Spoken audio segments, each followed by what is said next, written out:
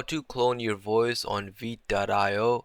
So what you have to do firstly is you're gonna have to click on audio right here. Then once you click on audio, you have this option right here where it says voice clone. You're gonna have to click on that. Now from here, you're gonna have to type the text you want. So I'm gonna type, so I just typed a sentence, hey YouTube, how are you all? And how y'all doing? And I'm gonna play it. Let me know if you guys can hear it and let me know if it sounds like me. Hey YouTube, how are you all and how y'all doing? So as you guys can see, I like it, but it could be way better. You could also click on actors, for example. You could also choose from here. Hey YouTube, how are you all and how y'all doing? Many Hey YouTube, options. how are you all and how y'all doing? Hey YouTube, how are you all and how y'all doing?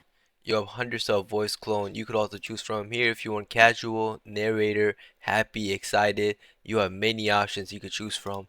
Then once you're done, you could also customize the speed right here.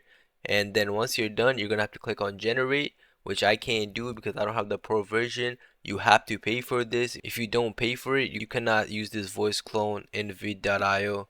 But if this video helped you, make sure you like, subscribe, and leave a comment down below. Thank you for watching.